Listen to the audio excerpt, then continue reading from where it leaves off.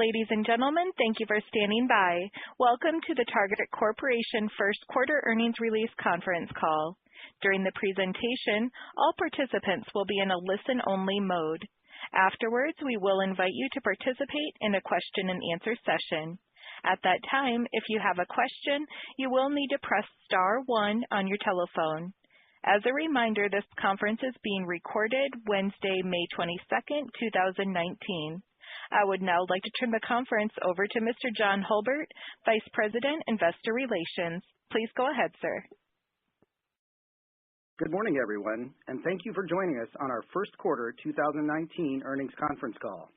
On the line with me today are Brian Cornell, Chairman and Chief Executive Officer, John Mulligan, Chief Operating Officer, Mark Tritton, Chief Merchandising Officer, and Kathy Smith, Chief Financial Officer. In a few moments, Brian, John, Mark, and Kathy will provide their perspective on our first quarter performance, our outlook, and progress on our long-term strategic initiatives. Following their remarks, we'll open the phone lines for a question-and-answer session. This morning, we're joined on this conference call by investors and others who are listening to our comments via webcast. Following the call, Kathy and I will be available to answer your follow-up questions. And finally, as a reminder, any forward-looking statements that we make this morning are subject to risks and uncertainties, the most important of which are described in our SEC filings.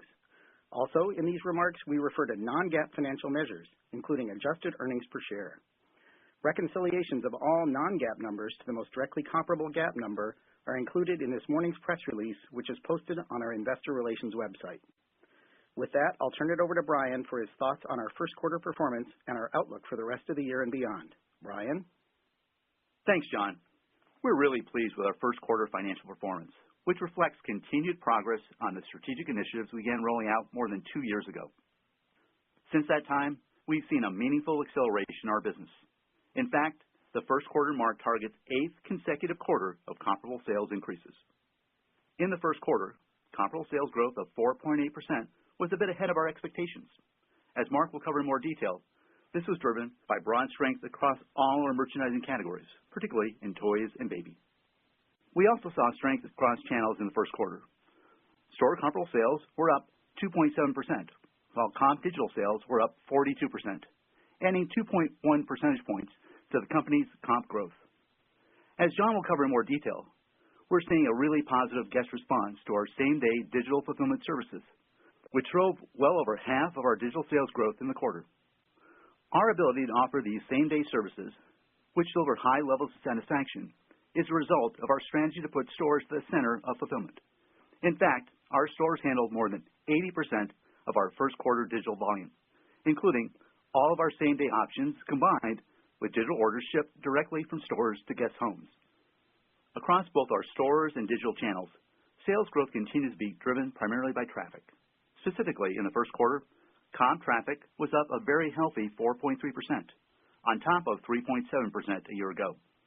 On the bottom line, our first quarter performance was also stronger than expected. Against an expectation for a slight rate decline, our operating margin rate increased about 20 basis points in the quarter. This performance reflected the benefit of disciplined expense control, combined with a favorable mix of digital fulfillment. Altogether, the first quarter earnings per share grew more than 15%, at the top end of our guidance range. At our financial community meeting in March, we talked about our work over the last few years to create a durable model for Target, one that will drive continued engagement and relevance with consumers, and support a financial model based on growth on both the top line and the bottom line. In the first quarter, we saw the benefit of this new model.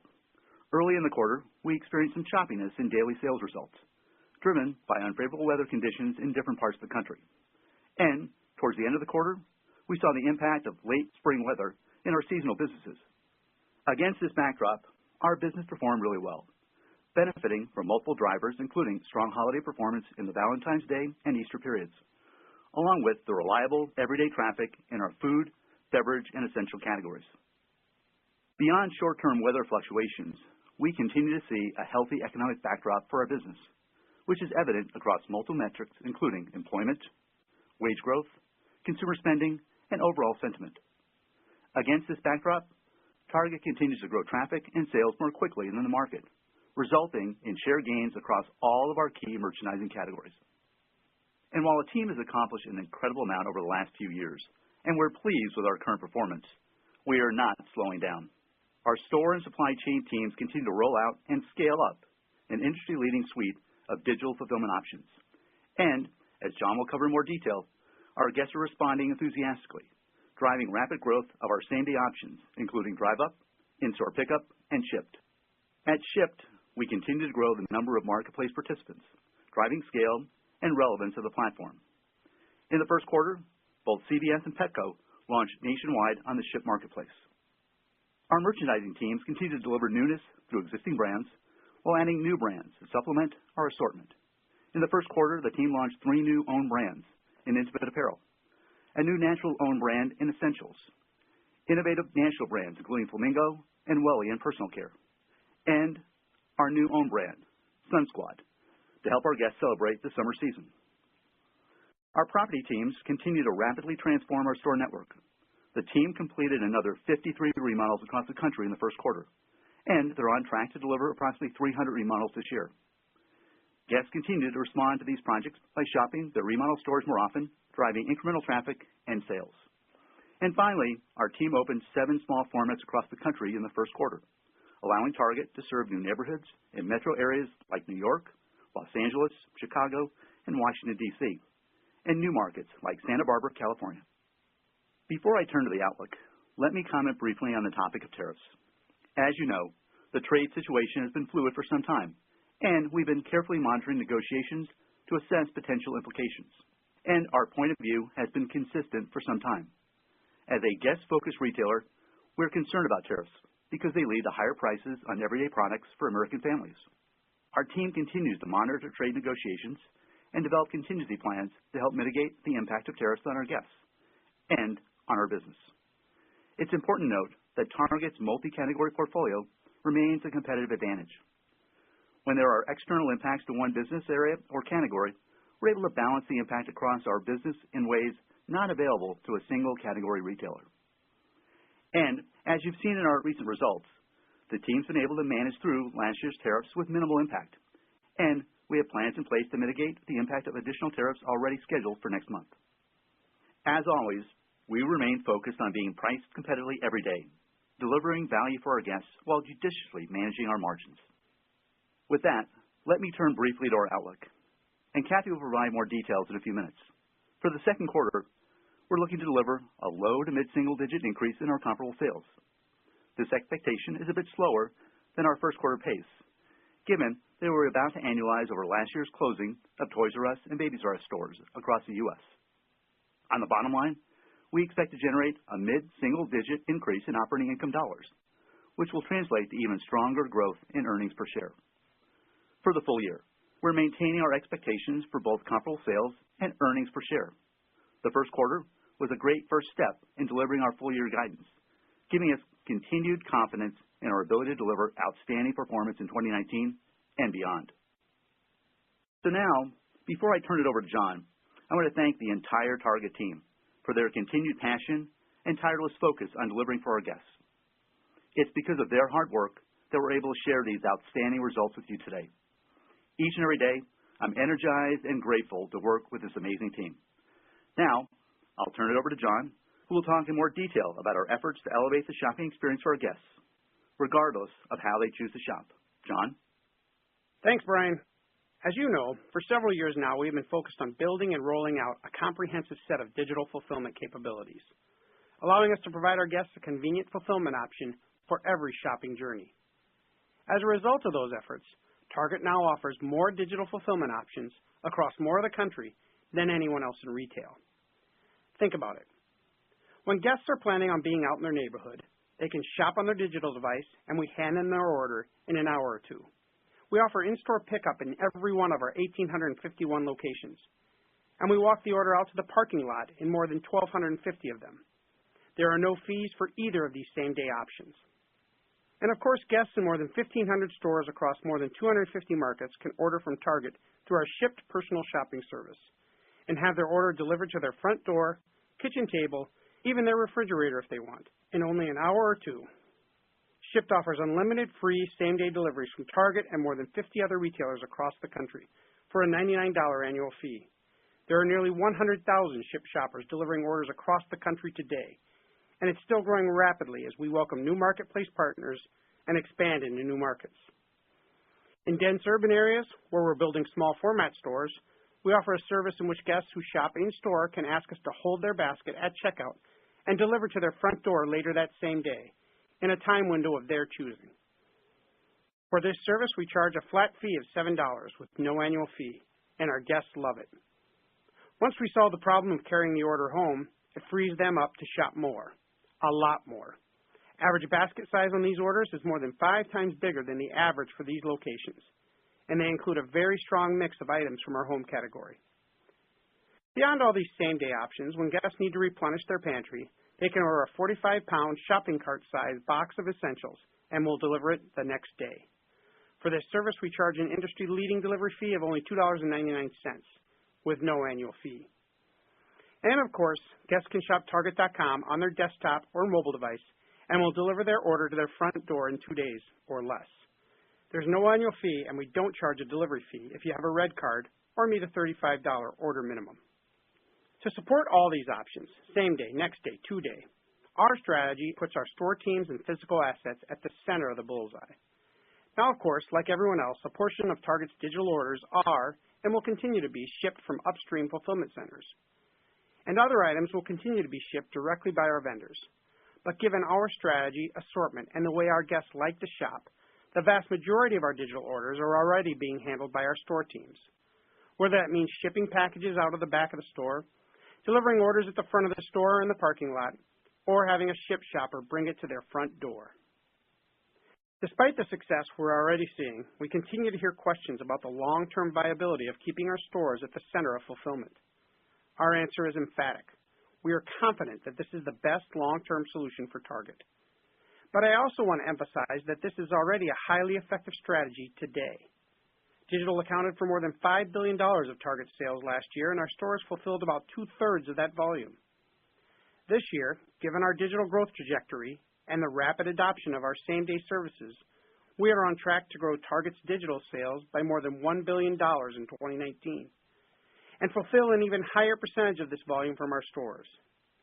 So I want to emphasize that we're not talking about a theory.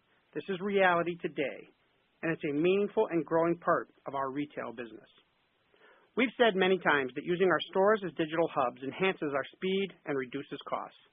And importantly, moving to store fulfillment does not increase the frequency of split shipments. In fact, even though store fulfillment continues to grow rapidly, the rate of split shipments this year is running lower, both in our stores and in total compared with last year. Let me add quickly, like everyone else, we have a continued opportunity to realize cost savings by reducing the frequency of split shipments even more. That is one reason why we are focused today on developing an enhanced inventory planning and control system, which will deliver increased precision in our inventory allocation, reducing the number of occasions when a split shipment is needed. Importantly, from a guest perspective, moving fulfillment into stores has delivered high levels of satisfaction. Specifically, we are seeing stable to improving Net Promoter Scores on mature fulfillment capabilities like pickup and ship to home. And we're seeing unusually high Net Promoter Scores for newer same-day services like Drive Up and Shipt. One reason for high guest satisfaction is that store fulfillment increases our reliability.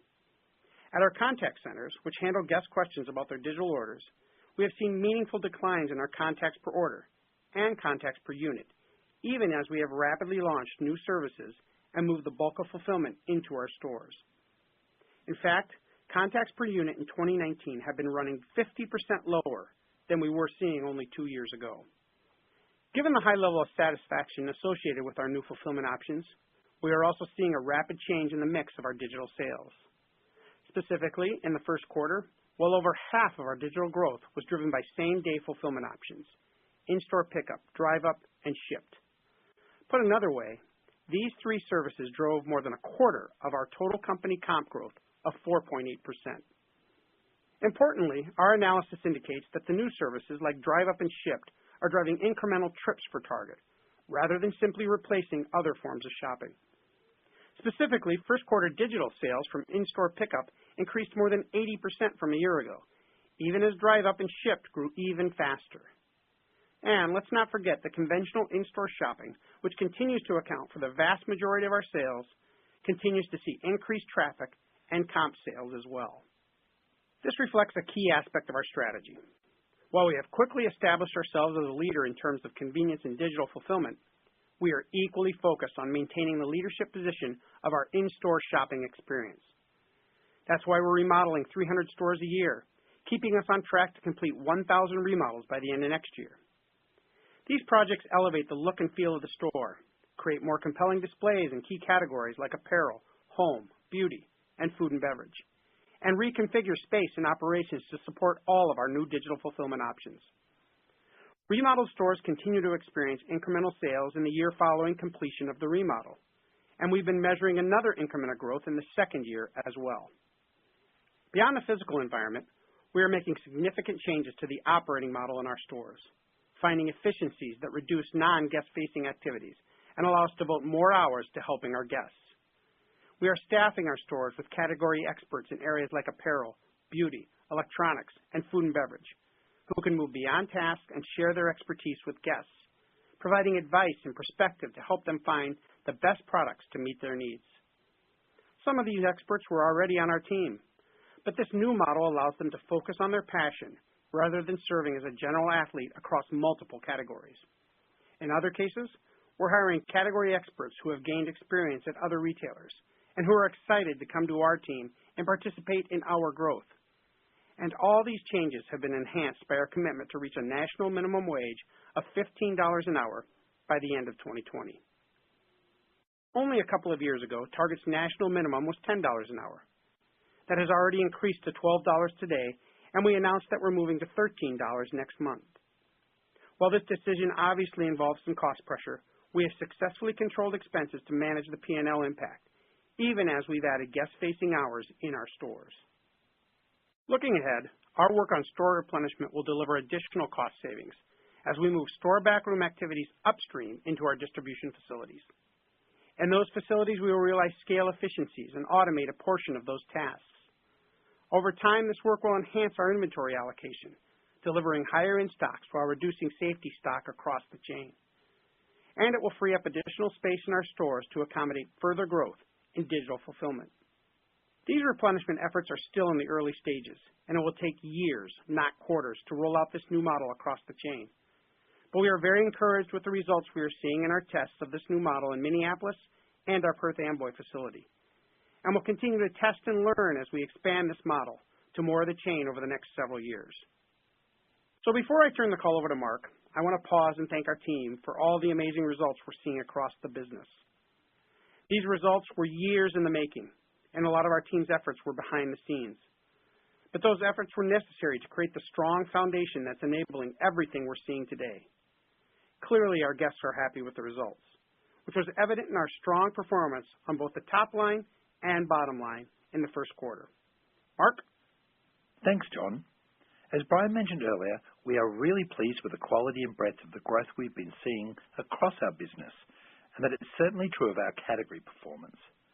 For more than a year now, we've been seeing broad sales strength and market share gains across multiple dimensions, including both our style and frequency businesses, during holiday periods and in between, across both own brands and national brands, and all 5 of our core merchandising categories. Across our core categories, we saw the strongest first quarter growth in our essentials and beauty and apparel categories, both of which saw comp growth of more than 5%. In essentials and beauty, which comped more than 7%, results were led by baby, over-the-counter, and beauty and cosmetics. In apparel and accessories, we saw particular strength in intimates and sleepwear, baby, and swim. Among our other core categories, comp growth was about 3% in each of our food and beverage, home, and hardlines categories. Within food and beverage, we saw growth in every subcategory, but it was the strongest in adult beverages, which comped in the mid-teens this quarter. In home, results were led by kitchenware, storage, and decor.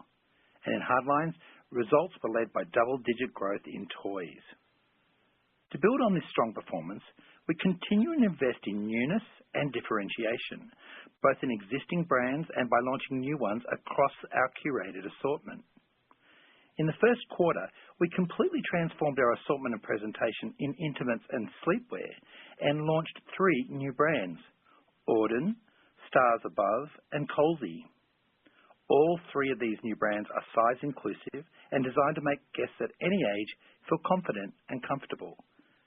In addition to launching these brands, we redesigned both the digital and in-store shopping experience in ways designed to make shopping easier and more inspiring. The guest response to these changes has been phenomenal, and as I already mentioned, these categories delivered standout performance in the quarter. In Essentials last month, we launched a new natural own brand, Everspring. This entire line of more than 70 items is made from plants, renewable materials, and recycled paper. The packaging includes graphic icons that allow guests to quickly understand product attributes and what ingredients are not in the formulation. In fact, all Everspring products qualify for Target Clean, a new symbol we have designed to both simplify and indicate products formulated without chemical ingredients that guests may want to avoid. Everspring products were developed by our internal design team and feature carefully selected scent profiles, including citrus and basil. Prices in the assortment range from $2.99 up to $11.99, and the entire assortment, on average, is priced nearly 20% below comparable products in the marketplace. This new Everspring initiative complements other strong Q1 launches of exclusive to Target national brands like Flamingo and Welly that Brian mentioned earlier. In February, we announced that we were introducing toddler sizes into our Art Class brand, which we first launched in 2017. Art Class brings a versatile, fashion-forward aesthetic to kids' apparel, and we know that many parents are looking for a diverse range of styles and aesthetics for their younger kids as well. We're excited to feature this new toddler assortment in more than 1,100 of our stores and on Target.com at a time when many competitors in this category are closing their doors. And we also recently introduced a new seasonal owned brand, Sun Squad, to help guests celebrate the pure joy of summer. Again, developed by our internal design team, this assortment features more than 600 items, from pool floats to larger-than-life sprinklers, beach totes and coolers, designed to encourage families to get outside, create lasting memories, and make the most of the summer season. We've priced these items to deliver amazing value, with some items priced below $2. And in food and beverage, following the wildly successful launch of our California Roots brand, we recently added the Collection to our wine assortment. The Collection brand offers high-quality wine at an affordable price, combining the very best of carefully harvested grapes, featuring 5 premium varietals at $9.99 per bottle. And last week, we were excited to announce that we're introducing men's grooming items under our Goodfellow & Co. brand name. This men's brand has seen an amazing response since we launched it in the fall of 2017, driving strong market share gains in our men's apparel assortment. Given that men are increasingly doing their own shopping for grooming and personal care items, we want to ensure that Target is their destination for those categories. The assortment here features more than 30 products, priced between $3.99 to $16.99, and again positioned about 20% lower than comparable men's premium brands. And finally, of course, we just launched our much-anticipated limited-time collection of products from Vineyard Vines. This collection of more than 300 items includes apparel, accessories, and swim for the whole family, along with a distinctive assortment of home and outdoor items. The style is unmistakable, and the prices are amazing, ranging from $2 to $120, with the majority of items priced below $35. We launched this collection last weekend on all our stores and on Target.com, and we maximized the impact by presenting all the assortment together near the front of our stores. The response, both in our stores and online, exceeded our expectations, and our team did a great job accommodating the surge in traffic. Altogether, the Vineyard Vines launch is already one of the most successful in our history. When you combine that insight with the better-than-expected results we're seeing from our own brand and exclusive brand launches, you gain a deeper appreciation of how our guests respond to newness and inspiration in our assortment. So I want to thank my team for everything they are doing to deliver the results we've been seeing. Across the whole team, design, sourcing, buying, operation, and that thanks extends to all of our vendor partners too. I'm really excited to see their alignment, their energy, and their collaborative passion to inspire our guests. It's because of their work that we're so confident as we look ahead. We're ready for the upcoming holiday and seasonal events, including Memorial Day, Father's Day, the 4th of July, and the beginning of back to school. But we're also focused on the categories that sustain our business in between these life events, including our essentials and food and beverage categories. These categories are the focus of our Target Run and Done marketing campaign and our continued work to ensure we remain price right daily. When we incorporate our merchandising efforts into all the other initiatives that are driving our business, remodeling our stores, delivering convenience with new fulfillment options, elevating service in our stores, reaching new neighborhoods with our small format stores, something really special happens for our guests. Target becomes more relevant to them, and they choose to shop us more often. Guest traffic is the ultimate reward for our efforts. With that, I'll turn it over to Kathy, who will provide more detail on our first quarter financial performance and outlook for the rest of the year. Kathy? Thanks, Mark. As Brian mentioned, our first quarter financial performance was ahead of our expectations on both the top line and the bottom line. Our comparable sales growth of 4.8% was on the strong end of our expectation for a low to mid single-digit increase, and our EPS of $1.53 was just beyond the top end of our expected range. Store comparable sales growth of 2.7% drove just over half of the total company comp, while comparable digital growth of 42% contributed another 2.1 percentage points. Among the components of comparable sales, first quarter traffic growth of 4.3% was the primary driver, combined with an increase in average ticket of 0.5%. Our first quarter gross margin rate of 29.6% was about 20 basis points lower than last year. Among the drivers, digital fulfillment and supply chain costs accounted for about 50 basis points of pressure, which was offset by about 30 basis points of benefit from merchandising initiatives implemented by Mark and his team.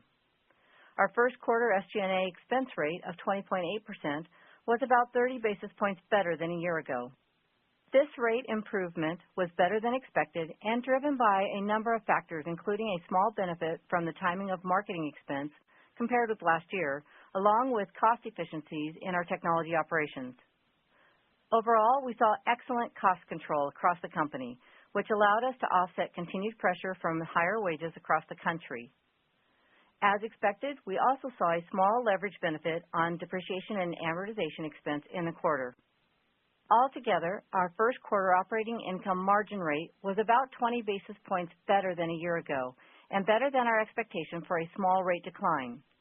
As a result, first quarter operating income dollars were 9% higher than a year ago. Interest expense of $126 million was $5 million, or 3.3% higher than last year, and our effective tax rate from continuing operations was essentially flat to last year. Diluted shares declined about 4% compared with a year ago, reflecting the continued benefit of our disciplined approach to capital deployment. Altogether, our GAAP earnings per share from continuing operations of $1.53 were 15.1% higher than a year ago, while adjusted earnings per share of $1.53 were 15.9% higher than last year. Turning to cash flow, our operations generated more than $300 million of cash in the first quarter. This was down from a year ago, as the benefit of higher profitability was more than offset by a decline in payables. This quarterly result was a timing issue related to our elevated inventory position at the beginning of the quarter. For the year in total, we expect to maintain payables leverage at approximately the same rate as in 2018 and generate strong cash flow from operations. We deployed first quarter cash from operations, proceeds from debt issuance, and cash on hand to fund $655 million of CapEx, $330 million in dividends, and the repurchase of $277 million of our shares. We were pleased with the results of our March debt transaction, in which we issued $1 billion in 10-year debt ahead of our upcoming $1 billion maturity in June. This deal benefited from our strong credit ratings and the current momentum in our business, which allowed us to price the notes very attractively. And finally, I want to close my discussion on the first quarter with an update on our after-tax return on invested capital. Excluding discrete tax benefits from federal tax reform in both years, our trailing 12-month after-tax ROIC was 14.1% in the first quarter, compared with 13.5% a year ago. We're pleased with both this absolute performance and the relative improvement from a year ago, as we continue to focus on driving long-term value through our operating and investment decisions. Now let me turn to our guidance for the second quarter and the rest of the year. As Brian mentioned, we expect to deliver a low to mid-single-digit increase in our second quarter comparable sales. We expect this will be somewhat slower than our first quarter comp growth, given that the tailwind from Toys R Us and Babies R Us will annualize in a few weeks. We expect a slight amount of leverage on our operating income margin rate, driven by relatively small changes in our gross margin, SG&A, and D&A expense rates. This performance would lead to a mid-single-digit increase in second quarter operating income dollars and EPS performance in a range centered around $1.62. At the midpoint of this guidance range, we would deliver high single-digit growth in GAAP EPS from continuing operations and double-digit growth in adjusted EPS. For the full year, we are maintaining our previous guidance for both comparable sales and EPS. The strength of our first quarter performance has reinforced our confidence that we can meet or exceed these full-year expectations, and we are looking forward to delivering strong performance in 2019 and beyond. As I've mentioned before, we have made a lot of progress in the 2 years since we initiated a number of important changes to our operating and financial model.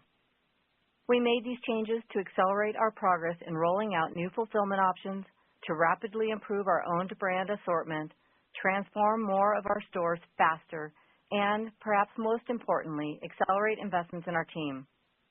At that time, we told you we were confident that these were the right decisions to change the pace of our near-term performance and position Target for long-term success.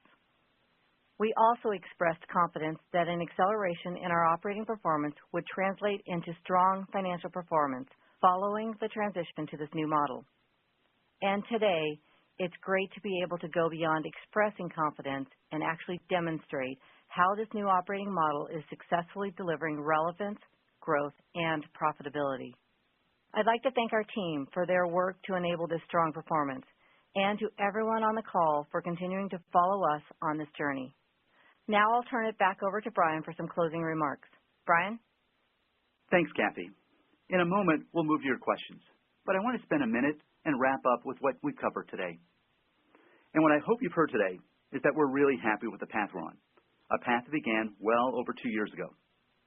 And today, our business is generating strong performance across the board, from traffic and sales to operating income and EPS. To get to where we are today, we decided to make some bold changes over the last couple of years. But I want to emphasize something important about those decisions. When we made them, we explicitly focused on taking a different path than our competitors. We said we would open stores when others were closing them. We said we'd invest billions of dollars in our shopping experience and in our team when others were pulling back.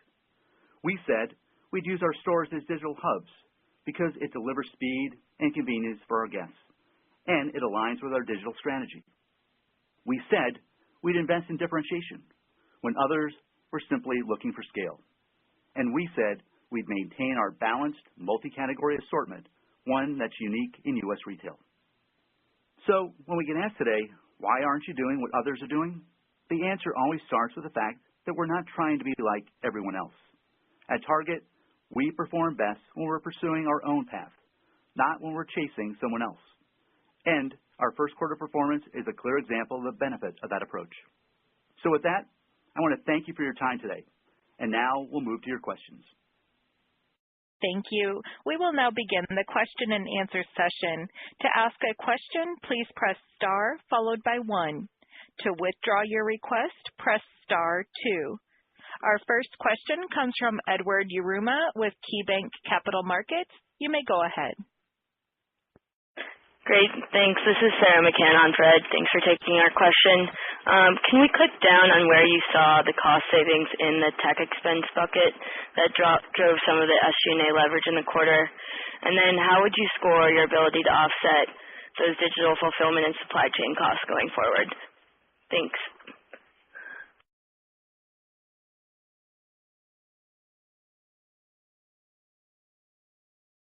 Please stand by. We are experiencing technical difficulties. You will hear silence until the conference resumes.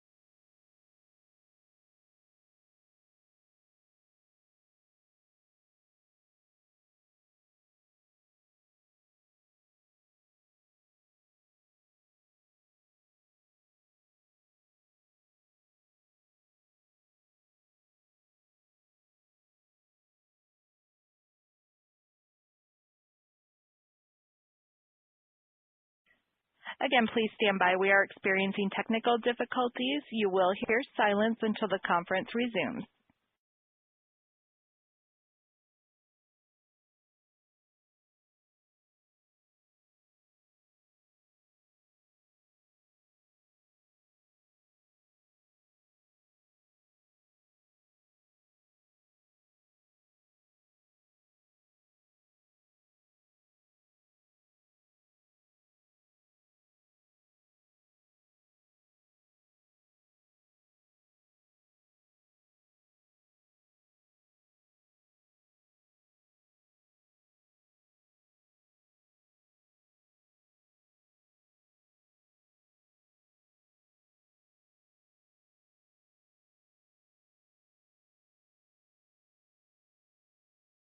Thank you all for standing by. The call will now resume. And our first question was coming from Edward Yruma with KeyBanc Capital Markets. Please go ahead and ask your question again. Hi, this is Sarah McCann on for Ed. Thanks for taking our question. We were just hoping to click down a little bit more on where you saw the cost savings in the tech expense bucket that drove some of the SG&A leverage in the quarter. And then how would you score your ability to offset those digital fulfillment and supply chain costs going forward this year? Thanks. Good morning, Sarah. I'll quickly answer that. This is Kathy. As we said in the prepared remarks, we did see some favorability in our tech operations. As you know, they continue to be working on just the most important things and then being really effective and efficient in their work. So that's providing some benefit. We saw some general cost control across the entire company. We saw some marketing timing, and we saw that being offset by some of the wage pressure we were seeing. All of that said, plus 30 basis points improvement in year-over-year SG&A. And sir, why don't I have John Mulligan spend a few minutes talking about the benefits that we're seeing as fulfillment moves to some of our same-day services. Yeah, I think the thing we're most excited about in the digital business, Sarah, is that guest preference, as we observe it, the fastest growing services we provide are in same day. That's order pickup, drive up, and ship. Those are also our most profitable services that we provide through the digital channel. So as they continue to grow meaningfully faster than the rest of digital, we expect our digital profitability to improve. So we're really excited because the guest preference is meeting up with exactly the capabilities we have, and they happen to be the most economically feasible for us going forward.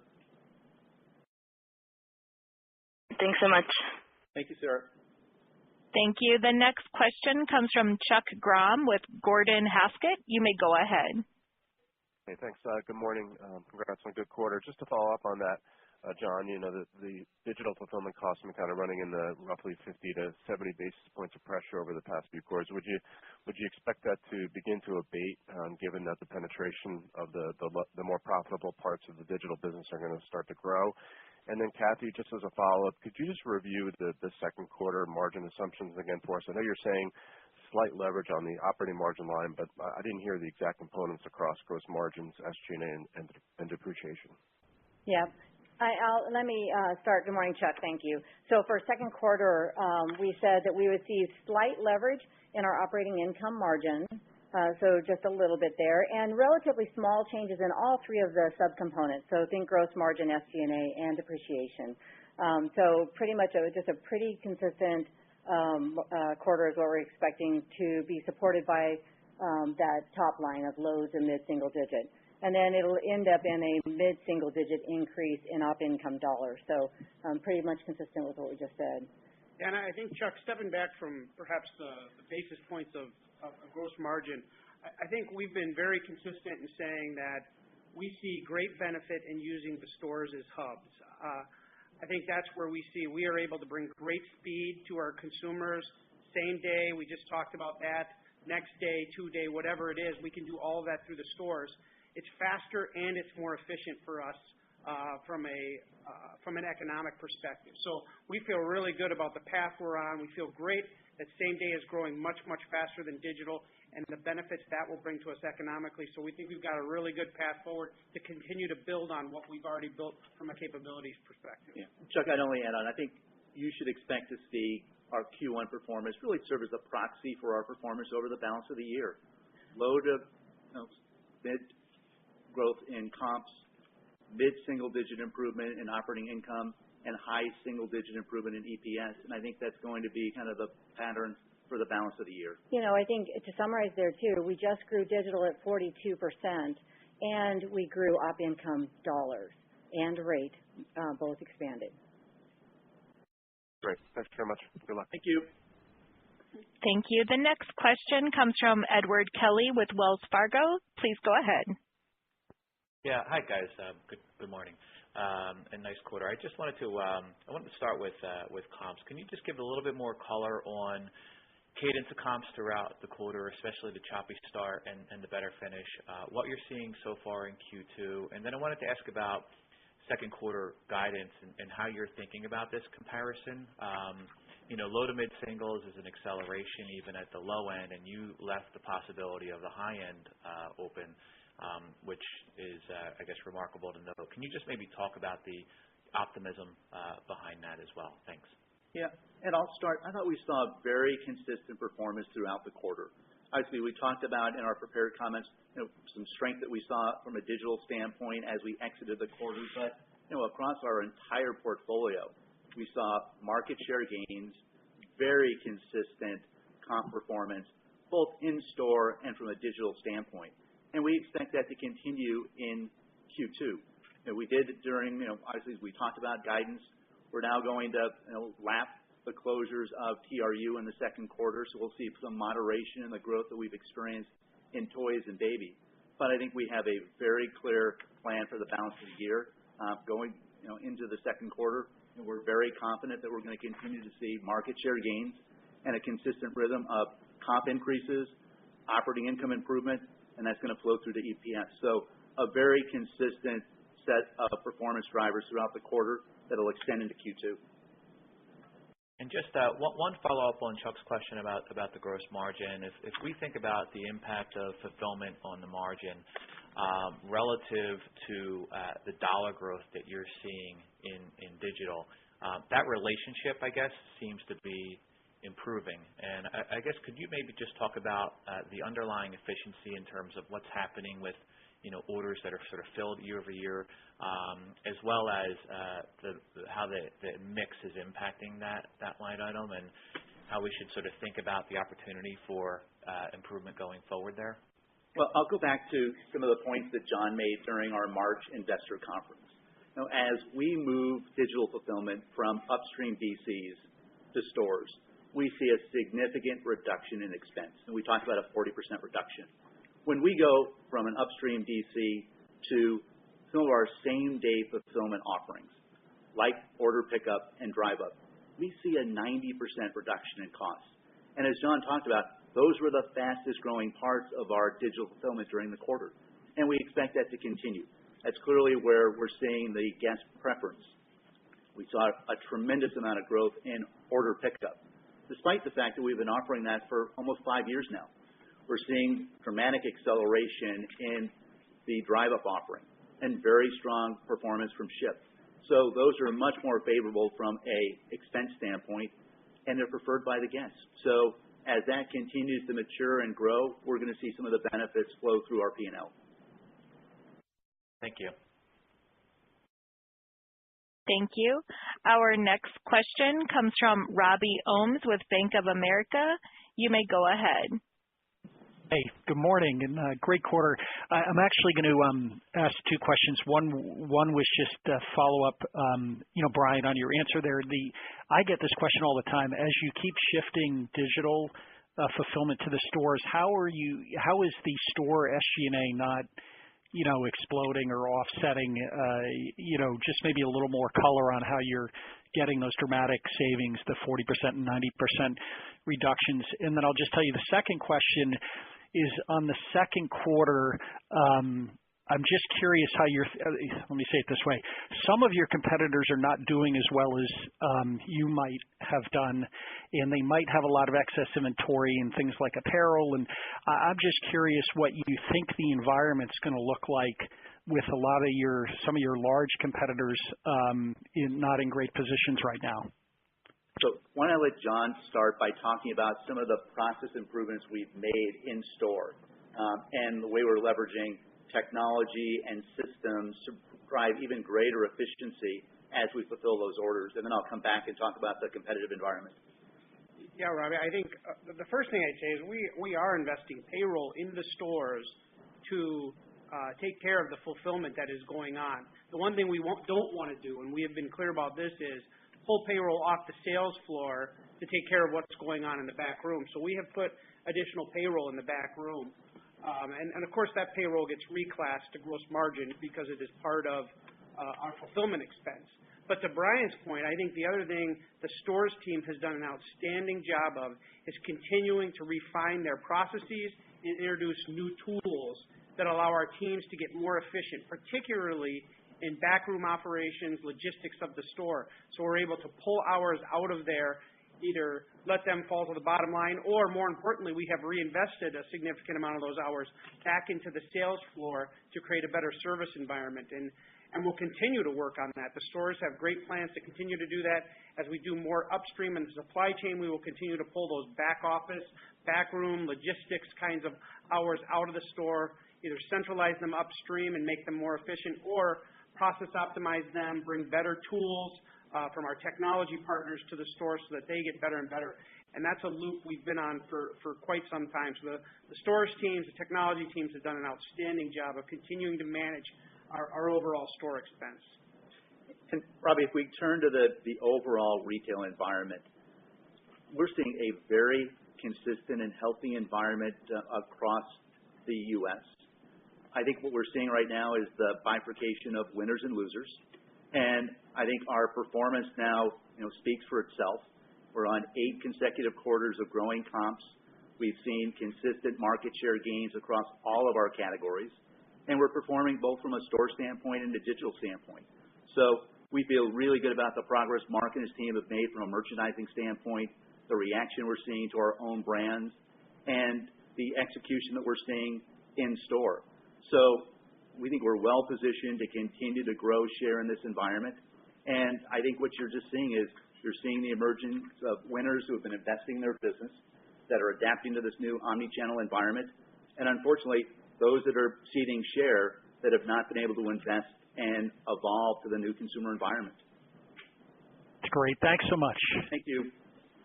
Thank you. Our next question comes from Joe Feldman with Telsey Advisory Group. You may go ahead. Yeah. Hi, guys. Thanks for taking the question.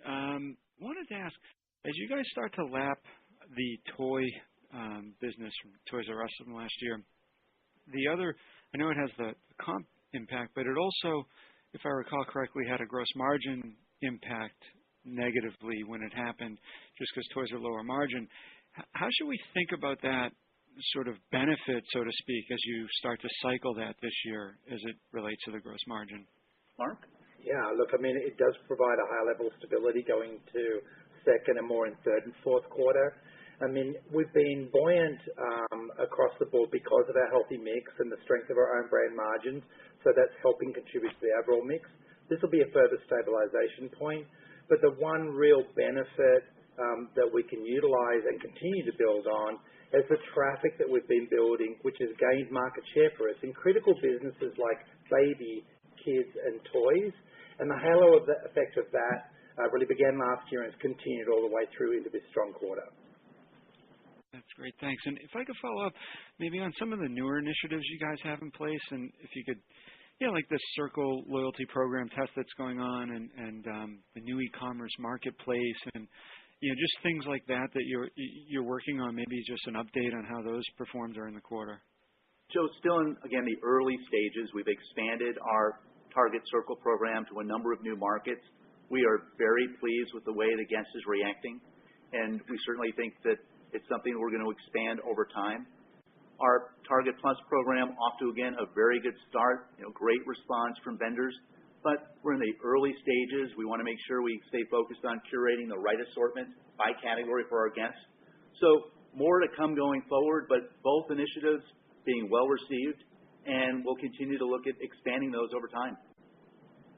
Great. Thanks. Good luck this quarter, guys. Thank you. Appreciate it. Thank you. The next question comes from Michael Lasser with UBS. You may go ahead. Good morning. Thanks a lot for taking my question. Two questions. One, how have you factored in the move to 25% tariffs on the current list into your guidance, and how will your guidance change if we go to 25% tariffs on the entire set of products that are imported from China?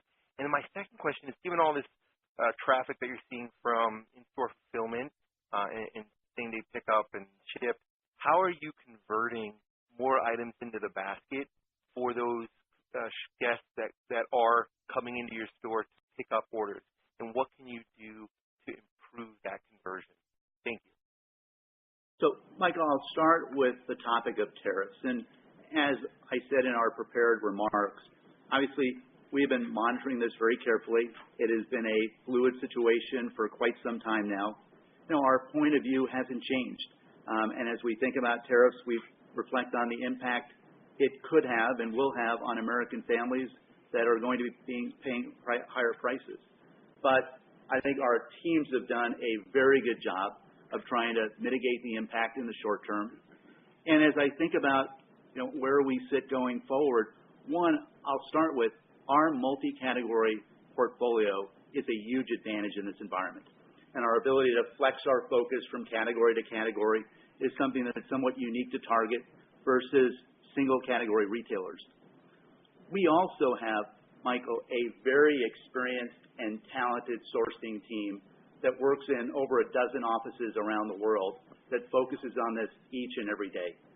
They work with some very sophisticated vendor partners that for years now have been working to diversify their manufacturing base. And those are big advantages for us going forward. I'm going to let Mark and John talk about the fact they were actually with those vendor partners just last week, making sure that we're constantly looking at evolving our plans to anticipate some of the changes in the environment.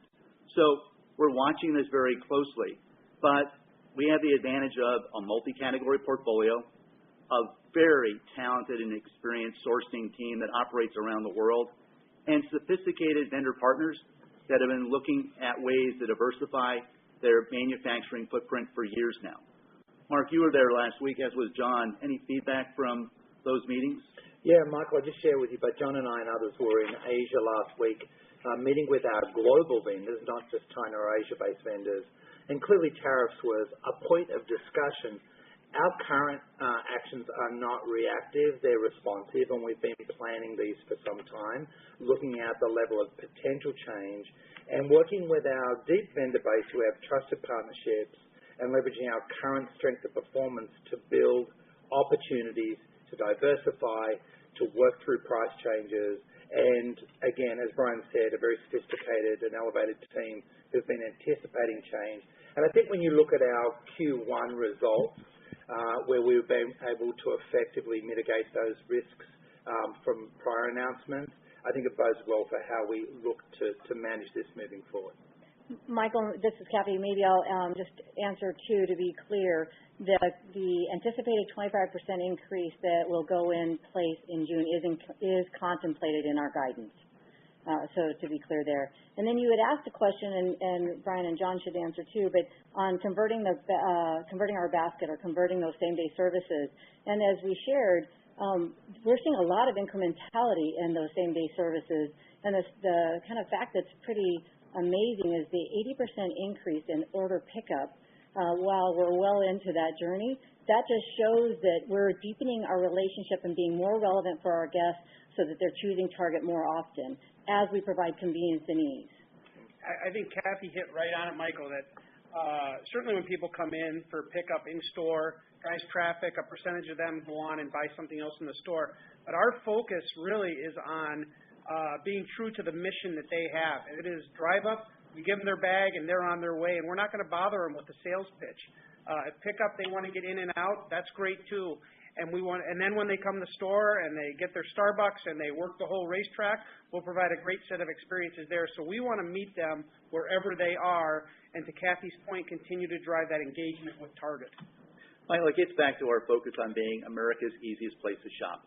To John's point, we want to make sure we meet the guests on their terms, make it really easy and convenient for them to shop with us. And we know some days they're going to be pulling in our parking lot and hoping to be out of there in minutes.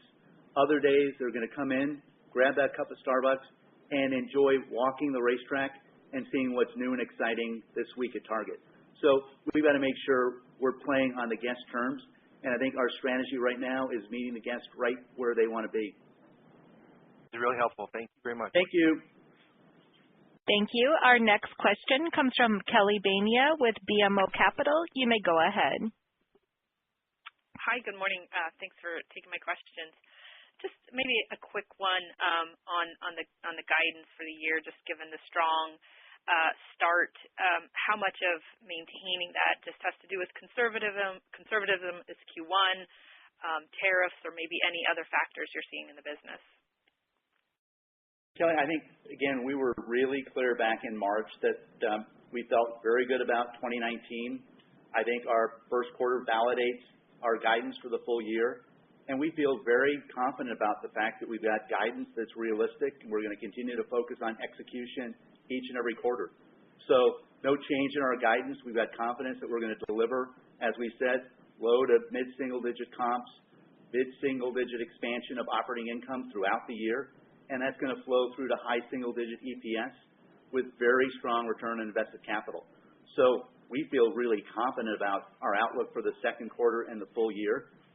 Recognizing it's still early, we're sitting here in May, but we're off to a very good start. The guest is responding incredibly well to our merchandising offerings, our own brands, our fulfillment options, and we're going to continue to stay very focused on execution each and every week of the year. Okay, thanks. If I could just add one follow-up, just on your ship-to-home model. Obviously, a lot of competitors in the market moving more towards a next-day ship-to-home model, and obviously Target having a lot of success with the same day and pick up and drive up. But just curious, and I guess you have same next day with restock. But do you feel like you need to match this service more broadly on a wider assortment? And can this be done, if so, from your stores, or does this need to be done from an FC down the road? Kelly, I'll go back to some of the points that John Mulligan's made.